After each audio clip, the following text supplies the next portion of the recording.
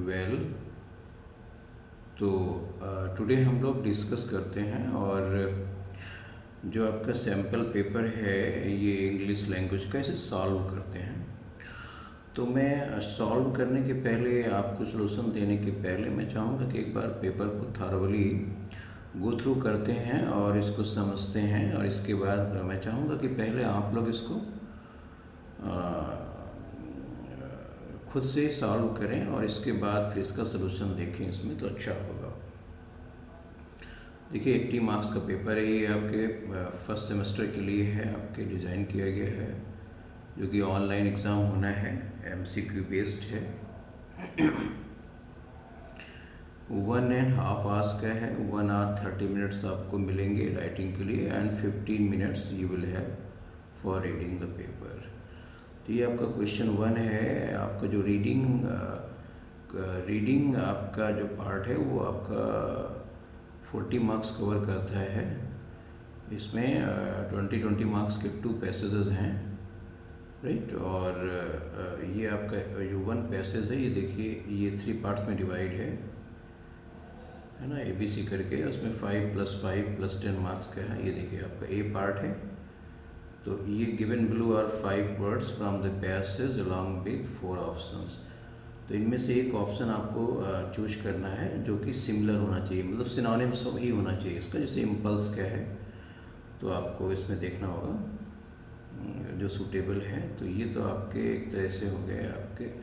फिर इसी में ए का सेकेंड पार्ट आ जाता है। इसमें क्या करना है आपको, with each of the 5 words ये देखिए आप, right, with each of the 5 words given below choose the correct sentence that uses the word in a different meaning, right, from which it carries in the passage। मतलब जैसे ये meet है, तो इस meet की जो मीनिंग आपके passage में दी गई है उससे हट के होना चाहिए। हम इसमें आपको हम एडवाइस करना चाहेंगे कि आपको पार्ट ऑफ स्पीच पे फोकस करना चाहिए। आपको पार्ट ऑफ स्पीच पे अधिक फोकस करना चाहिए यहाँ पर, क्योंकि जैसे अगर वहाँ पे नाउन है तो ये वर्ब में या एडजेक्टिव के फॉर्म में हो तो उसमें डिफरेंस आता है। अभी हम आपको सलूशन देंगे तो उसको और अच्छे से डिफ़ाइन करेंगे। इस तरीके से आपके ये हैं, तो ये थोड़ा सा डिफरेंट वे में आपको होना चाहिए। और इसके बाद है आपका choose the correct option.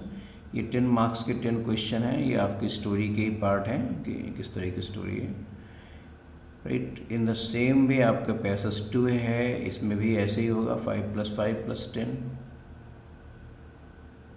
Right. वही सेम पैटर्न आपका है इन दिस वे। और इसके बाद क्वेश्चन 3 है, ये आपका, इसमें आपके ट्रांसफॉर्मेशन है। इनमें हमें बहुत केयरफुल रहना है, नहीं थोड़ी सी मिस्टेक में आते हुए भी रॉन्ग हो जाता है। अब देखिए यहाँ पे As soon as it start to rain the umbrella go, इसमें आप देखिए, आप अगर यहाँ पे दी है, आपने दी छोड़ दिया है तो भी रॉन्ग हो जाएगा। तो ये देखिए इनमें आपस में कितने सिमिलर हैं। और जैसे कि ये B और D, देखिए B और D कितने सिमिलर हैं आपस में, राइट। और फिर आप देखिए A और B कितने सिमिलर हैं, कि थोड़ा सा डिफरेंस है इनमें। अगर आपने थोड़ा सा केयरलेसनेस कर दी तो रॉन्ग हो जाएगा। तो इस तरीके से आपके 10 ट्रांसफॉर्मेशन होंगे ये MCQ ऑप्शंस में। और फिर आपके पास ये प्रीपोजिशन है, राइट, फ्रेजल वर्ब है। अभी इनका हम सलूशन आपको देते हैं, बस एक बार हल्का सा पूरा रिव्यू कर लें पेपर। और ये आपके आ गए। इसके बाद आपके ये फिर आ जाते हैं आपके C, क्वेश्चन नंबर जो 3 का C है, इसमें आपको आ जाता है। इसमें आपके टेंसेज हैं, कंडीशनल्स हैं, कॉस्टिव्स हैं, ये आ जाएंगे। आपके 15 मार्क्स के हैं। ये देखिए आपके ये 15 मार्क्स के हैं, राइट। तो ये आपका नॉलेज यहाँ पे चेक होता है। इसमें बेसिकली टेंसेज हैं, राइट। और ये पेपर आपका एंड अप होता है। तो चलिए हम लोग सलूशन की ओर बढ़ते हैं अब जल्दी से, राइट।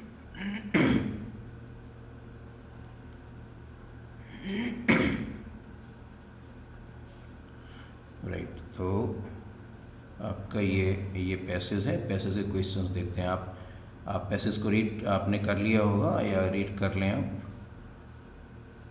राइट।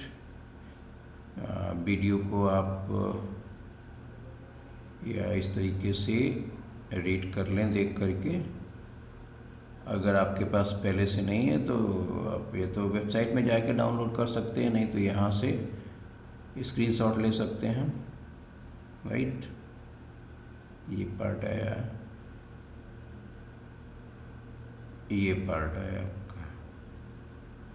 इसके बाद आया जैसे इम्पल्स है, तो इम्पल्स में आपका जो बी पार्ट है सडन स्ट्रॉन्ग विश, ये इसका मीनिंग है, तो ये इसका बी होगा, करेक्ट। फिर आपका अवेयरनेस, अवेयरनेस, ये सब आपको जो मीनिंग लिखनी है ये पैसेज के रेफरेंस में है। हाँ, अवेयरनेस में आपका जो पैसेज से मैच करती हुई आनी चाहिए, तो नॉलेज है यहाँ पे। ए आपका जो चॉइस होगी वो ए होगी। और टेरर, टेरर है आपका, इसमें जो आपकी चॉइस होगी वो डी, एक्सट्रीम फियर होता है। स्ट्रेन, स्ट्रेन का मतलब है यहाँ पे एक तरह के एंग्जाइटी, मतलब है ना, वरीडनेस है स्ट्रेन। ओप्लाइज का मतलब होते हैं आप ग्रेटफुल होते हैं, कई तरह से होते हैं, बट यहाँ पे जो आप पैसेज में रीड करते हैं उस सेंस में जो आता है वो आता है आपका ए चॉइस में, बी ऑफ एनी हेल्प। फिर आपका ये सेकेंड पार्ट है, इसमें आता, इसमें आपको बहुत ध्यान देना है ना, अटेंशन पे करना है। With each of the 5 words given below choose the correct sentence that uses the word in a different meaning. जैसे हम मीट की बात करते हैं, तो आप अपने पैसेज में देखिएगा, मैंने रिव्यू किया था, तो जो मीट का यूज़ दिया गया है वो वर्ब फॉर्म में दिया गया है, टू मीट, वो वर्ब में आया है ना। अब तो इसमें आपको अलग से करना है। जैसे आप देखते हैं the inter house athlete meet, तो ये जो मीट है इसमें फर्स्ट आपके सेंटेंस में वो यहाँ पे नाउन है, राइट, और उससे अलग हटके यूज़ हुआ है the inter house athlete meet up XYZ school. और जबकि आप बी पार्ट में देखें तो ये आएगा प्रॉमिस टू मीट, मिलने के लिए, some children find it difficult to meet up, है ना, एक्सपेक्टेशन, है ना। तो ये आपके इसमें जो है मोस्टली वर्ब के फॉर्म में आए हैं, it is meet for him, okay. तो हिम टू अप्लाइज, तो अब हमें क्या है कि जो आपका the inter house athlete meet, right, आप XYZ school had to be postponed due to heavy rain. तो यहाँ पर जो ये फर्स्ट का है वो ए होगा आपका करेक्ट आंसर, राइट। अब जो आपका ये आता है गियर की बात करते हैं, तो ये आपका जो आपका पैसेज में है, आप उसको अच्छे से देखिएगा। जो सेंटेंस में दिया गया है वो एक्चुअली नाउन फॉर्म में है, राइट। कहिए तो हम पैसेज में एक बार आ जाते हैं। देखिए जो गियर है उसको चेक कर लेते हैं, यहाँ पे पैसेज में आते हैं, राइट।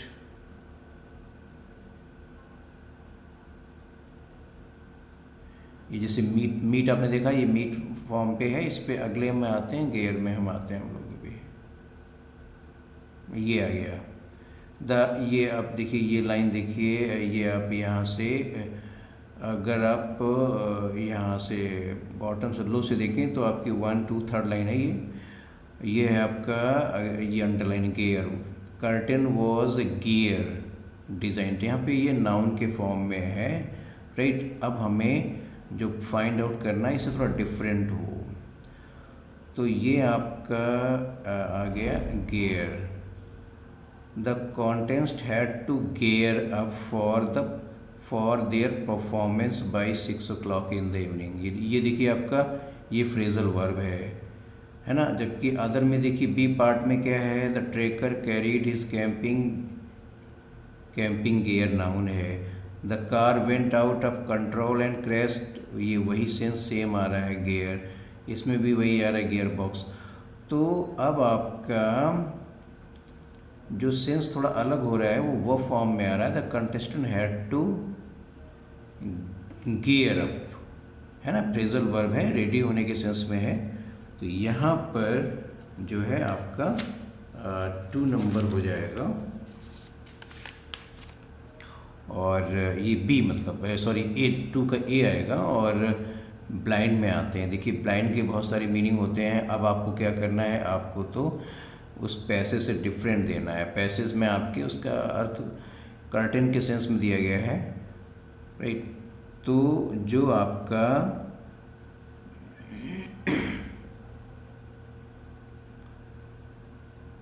थर्ड नंबर है, the little girl help the blind beggar to cross the busy road. ये देखिए, इनको हम एक रिव्यू करते हैं।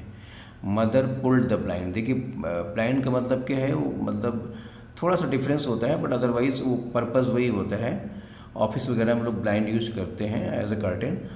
तो ये क्या है, सनलाइट को रोकता है। अब जैसे हम कहते हैं, instead of curtains the Venetian blind looks more appropriate, she has a blind spot. इन सब देखिए, blind spot where classical music is concern. तो ये जो ब्लाइंड स्पॉट का मतलब है, स्पेशली अगर हम बात करें तो इसमें बात होती है कि जैसे कि अगर उससे हम बात करें तो ब्लाइंड स्पॉट हमारे एक रेटिना का पार्ट होता है, उसको कहते हैं। और जो ब्लाइंड स्पॉट है, मतलब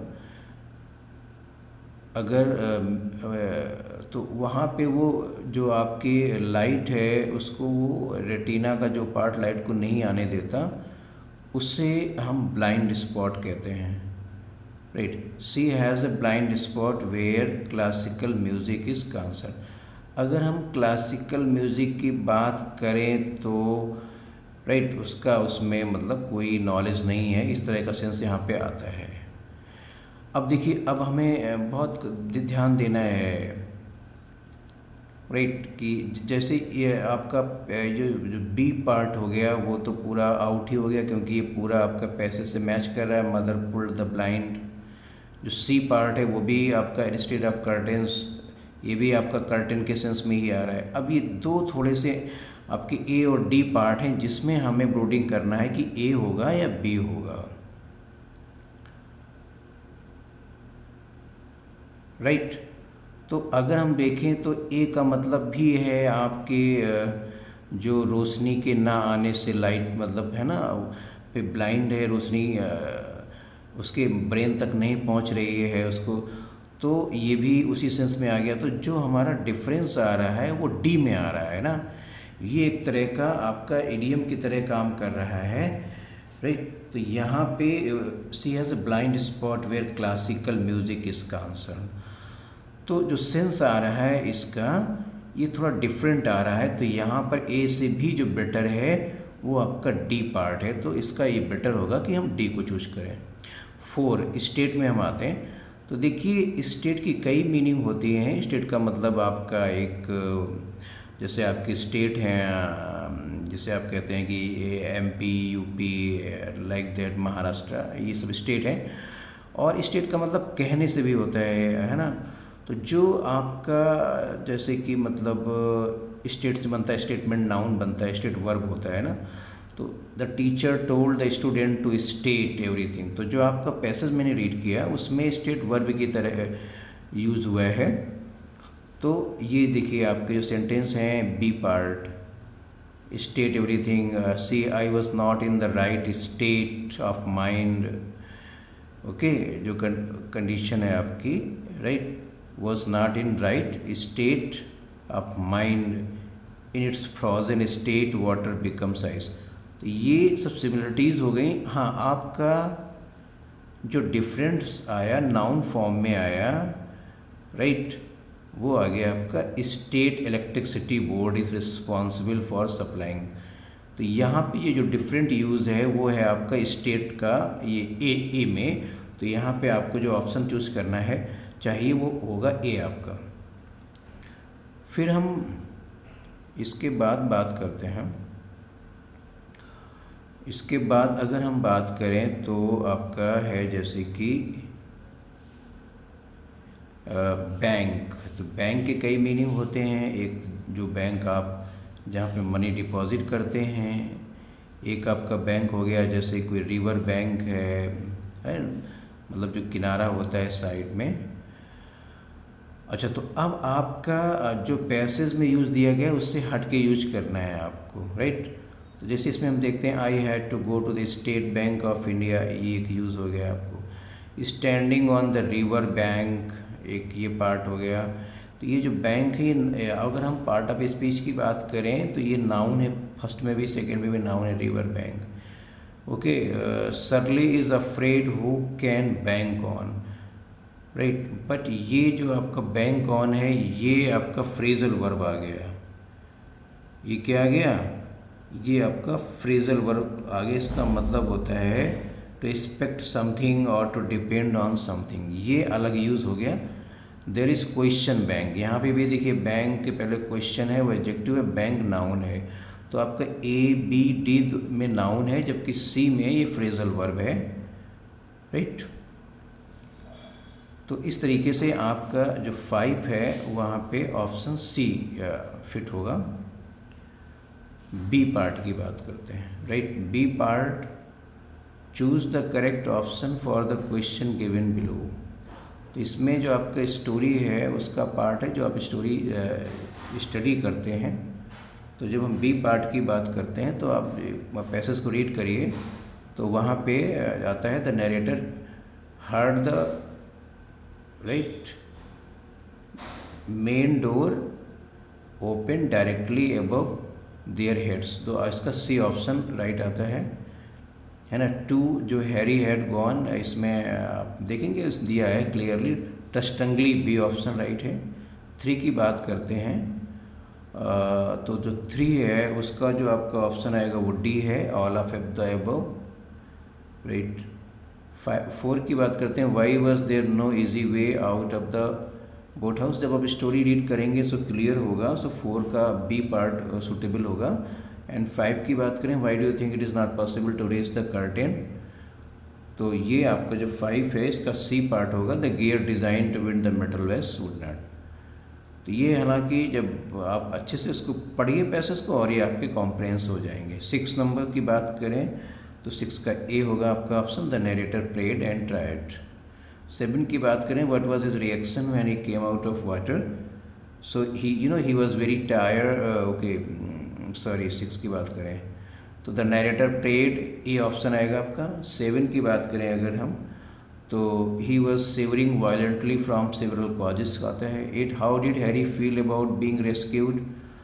तो ए पार्ट आएगा इसका, he was relieved and happy. 9 की बात करें तो इसमें आपका जो 9 नंबर है उसका ए ऑप्शन होगा, he had walked into the boat house, right.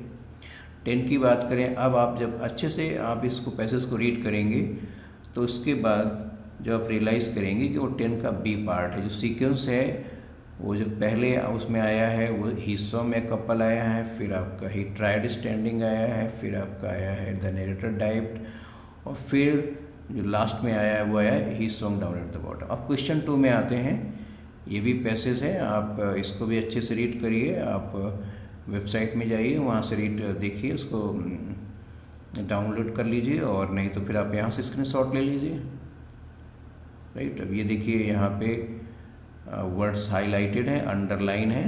जो हाईलाइटेड है इनका सिनोनिम्स हमें देखना होगा, जो अंडरलाइन है इनका हमें अलग तरीके से यूज़ देखना होगा। जैसे I said in my turn, तो यहाँ पे जो टर्न का यूज हुआ इससे अलग यूज़ आपको करना है, अभी जो ऑप्शन आएंगे। चलिए ठीक है, तो ये पैसेज आप स्क्रीनशॉट यहाँ भी ले सकते हैं चाहे तो, अगर आपने नहीं किया है, और फिर यहाँ भी रीड कर सकते हैं। अब हम आते हैं पैसे, देखिए तो आपको सिनिस्टर का मतलब ही होता है कि कुछ अशुभ होना, ओमनियस, तो बी पार्ट आएगा, ओमनियस आ जाएगा। सैक का मतलब जो आपके पैसेज में भी दिया गया है उसका मतलब है हट, हट होता है, राइट। एंड जो रस्टिक का मतलब होता है आप सिंपल, ऑर्डिनरी कह सकते हैं, नॉर्मल कह सकते हैं, तो यहाँ पे सिंपल है ए। रेवाइन का मतलब वैली होता है, तो डी पार्ट आपका आ गया, थोड़ा सा डीप जो गहरा होता है। डाउनी का मतलब सॉफ्ट होता है, सी पार्ट आएगा आपका। अब इसमें आपको बेसिकली ध्यान देना है, क्या है, with each of the 5 words given blue choose the correct sentence that uses the word in a different meaning from that which it.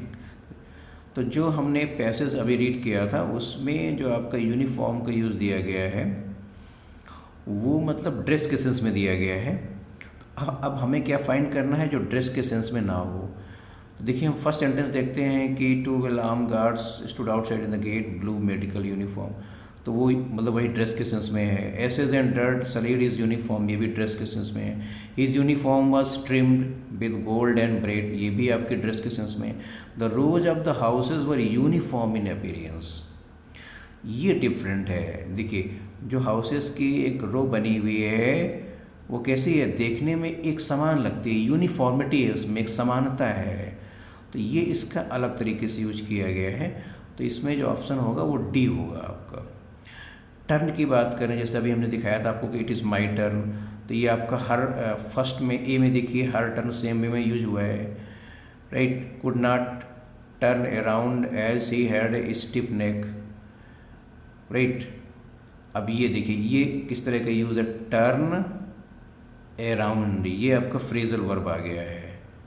When it was his turn same way में, he was waiting for her turn same way में। तो इसमें जो आपका part आया है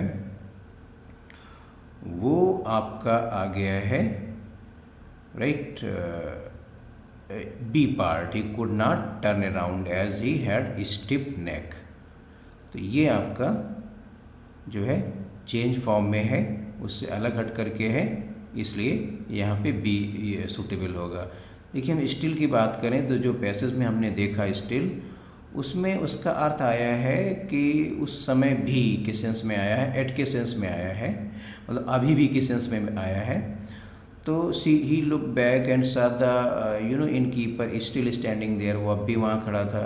it is still not too late, अभी भी देर। Still water run deep, still water यहाँ डिफरेंट यूज़ में आया। स्टिल वाटर का मतलब है स्टैंडिंग वाटर, मतलब जो फ्लो ना हो रहा हो, रुका हुआ पानी की जगह पर हो। तो स्टिल यहाँ पे एडजेक्टिव की तरह यूज़ हुआ है, राइट। और उनमें आपके अलग जो है कंजक्शन की तरह यूज़ किया गया है, या कुछ words of praise come more easily to his lips but he still had, और सेंस भी वही अभी भी। यहाँ पर इसका मतलब है ठहरा हुआ, रुका हुआ पानी, तो यहाँ पे सी आएगा। बॉडी, हाँ, तो अब आपका जो पैसेज में बॉडी दिया गया आप चेक कर सकते हैं, राइट। उससे हमें अलग फाइंड आउट करना है। तो his body shook, right, finding nothing she spread the blanket, ये मतलब ह्यूमन बॉडी की बात की गई है। तो आपका ए बी और जो नहीं, ए सी और डी में एक जैसा यूज़ है, आप देखिए पढ़िएगा। Face matching the chisel body, जो सी पार्ट है, सॉरी बी पार्ट है, ये अलग यूज़ हुआ है, लेजिस्लेटिव बॉडी, राइट। तो ये एक अलग यूज़ है यहाँ पे, जिसमें टू हाउसेज होते हैं, बाकी सब में ह्यूमन बॉडी की बात हो रही है। तो ये आपका बी पार्ट यहाँ पे राइट आंसर होगा। रेस्ट की बात करें तो जो आपका पैसेज है आप उसमें एक बार पढ़ के देख सकते हैं। अगर हम ऊपर जाएंगे फिर से टाइम लगेगा। तो आपको क्या करना है कि जो रेस्ट का यूज़ हुआ है वो हुआ है आराम करने के सेंस में। तो जैसे फर्स्ट है why don't you sit down and rest, ये भी आराम करने के सेंस में है। About noon they stopped, allows him to rest. This is also in the same way.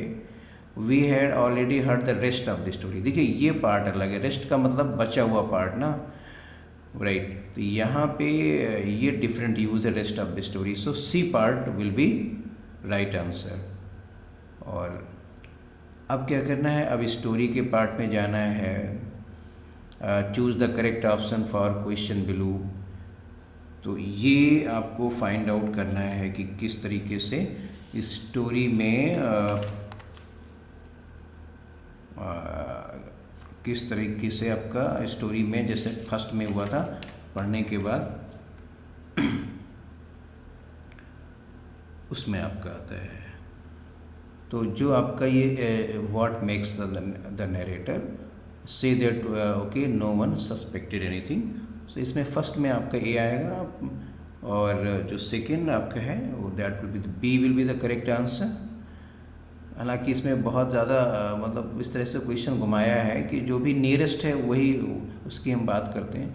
3 में है what made the narrator amazed by the power of love. जो 3 का पार्ट है वो आप 3A and 4D and 5D, right? Yeah, had given up luxurious life,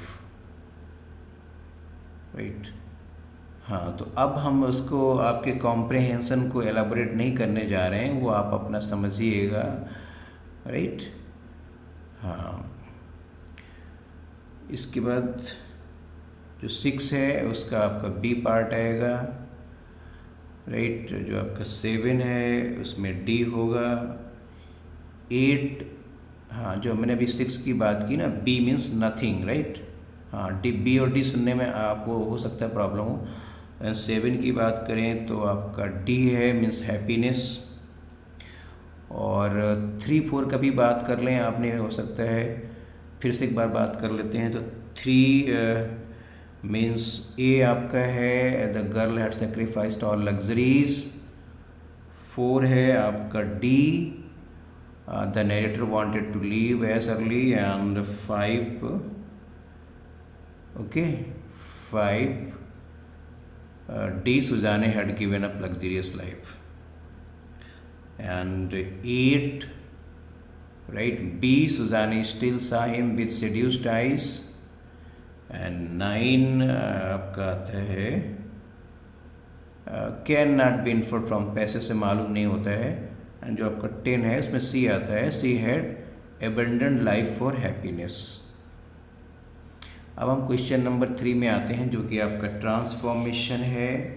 यहाँ पर भी आपको बहुत केयरफुल रहना है,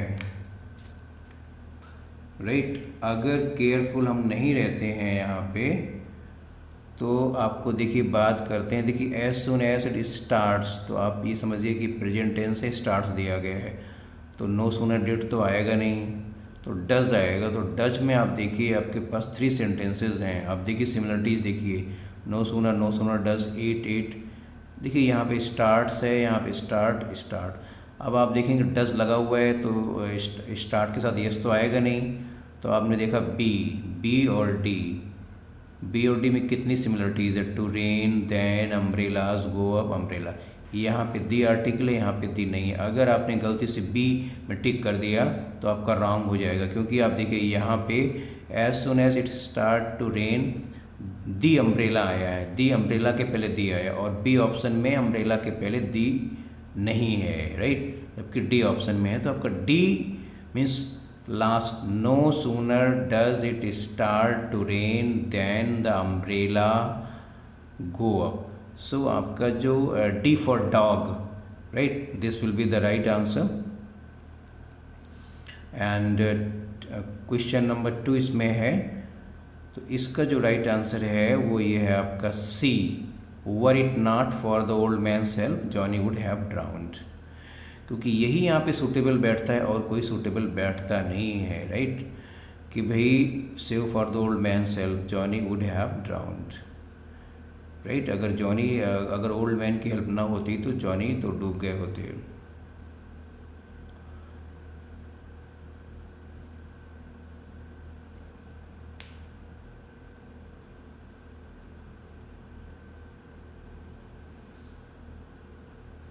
फिर हम बात करते हैं इसमें नेक्स्ट की।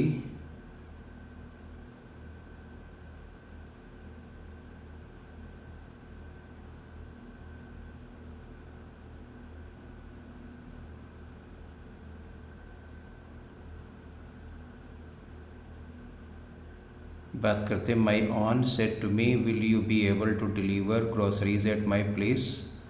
इसमें जो आपका 3 आपका जो पार्ट है वो आपका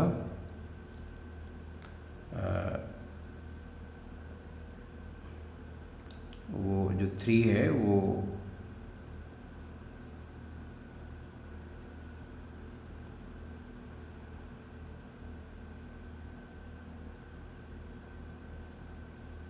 वन मिनट, हाँ 3 का ए पार्ट है।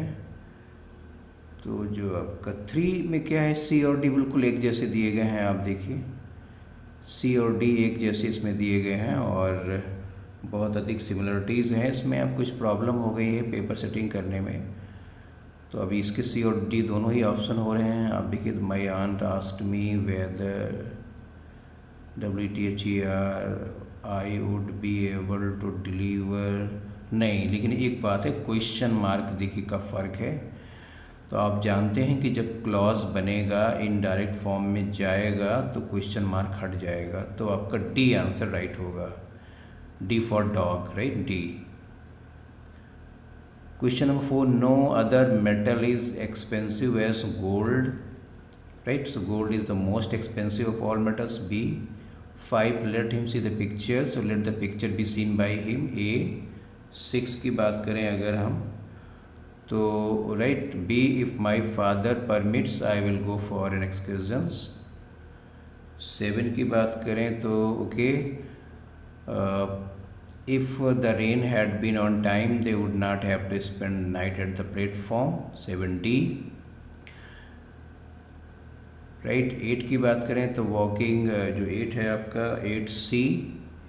No other exercise for the elderly as healthy. 9 की बात करते हैं तो B, right, only on a clear day you can see the lake from here. And 10D, he wishes he had taken up the job. देखिए विशेष का जब हम यूज़ करते हैं तो विश के सेंस में कि हम उसकी कामना थी कि ऐसा होता, तो वहाँ पे हैड आता है, यूज़ होता है इसमें.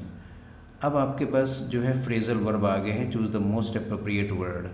अब मिनी रॉयड ब्रोक. अब यहाँ पे जानते हैं आप क्या होता है कि जो आपका सेंस होता है वो होता है ब्रेकआउट.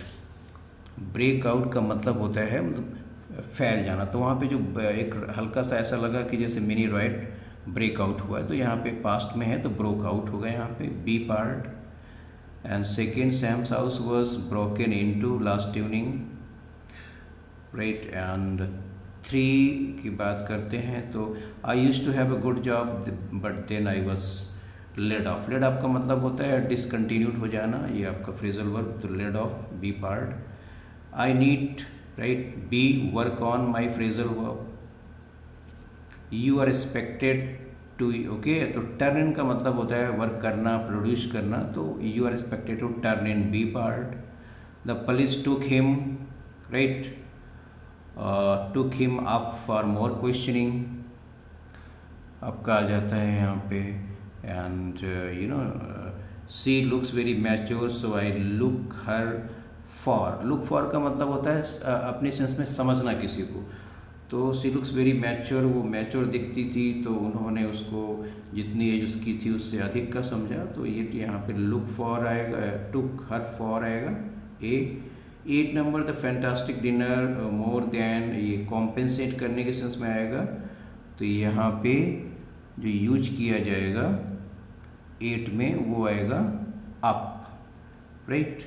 Made up for. तो जो कंप्लीट आपका फ्रेजल वर्ब होगा वो होगा मेड अप फॉर. फिर 9 है, दे रैन पेट्रोल ऑन द हाईवे. तो रैन आउट का मतलब होता है एंड हो जाना. तो ये आपका बी पार्ट होगा. They ran out of petrol on the highway. Okay. 10 number, if you can not come we will have to do without, B part. 11, when he saw the bear. उसने bear को देखा तो वो मतलब डर गया और पीछे हट गया. तो यहाँ पे बैक्ड अवे का यूज़ होगा, बी पार्ट आएगा. 12 की बात करें तो one of the valves, right. यहाँ पे जो आपका है 12, उसमें ब्रेक अवे का यूज़ होगा, एस्केप फ्रॉम हो जाना. तो ये आपका राइट ब्रोक अवे आ गया. एंड ये C number. And the game was called off, stop हो जाना because of bad weather, B part होगा बी. और plans to go to Tokyo, you know that fell through का मतलब कोई प्लान बना हुआ है और वो किसी वजह से उसे कैंसिल करना पड़ता है या वो फेल हो जाता है. तो वहाँ पे फॉल थ्रू का यूज़ होता है. तो ये फेल थ्रू आएगा, पास्ट में इंस्ट्रक्शन है. हर uncle, you know that yesterday after a short illness. तो अंकल को एक बीमारी हुई और वो यस्टरडे को तो पास अवे यहाँ पे ठीक बैठता है कि उनकी डेथ हो गई थोड़ी सी बीमार होने के बाद. एंड तो ये सी पार्ट इज ओके. अब सी पार्ट जो आता है, choose the correct option to fill in the blanks in each sentence, right. तो यहाँ पर आपकी जो ये टेंस है यहाँ पे, राइट, यहाँ पे कंडीशनल है. देखिए आपका आई वुड हैव कम है, थर्ड टाइप ऑफ कंडीशनल है. तो आपका यहाँ पे हैड नोन आएगा, सी पार्ट आएगा हैड नोन. टू में देखें okay, Jason in Moscow since he was born. देखिए स्ट्रक्चर, देखिए सिंस का यूज किया गया है, जब से उसका जन्म हुआ है। तो यहाँ पे यहाँ पे जो सूटेबल है वो है has been. John's okay, Jason has been in Moscow since he was born. जब से उसका जन्म हुआ था तभी से वो मॉस्को में रहा है, right.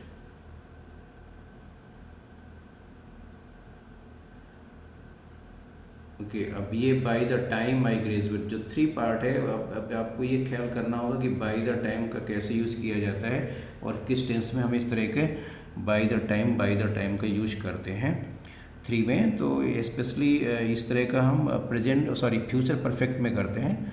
So by the time I graduate from school next year, और आई विल हैव।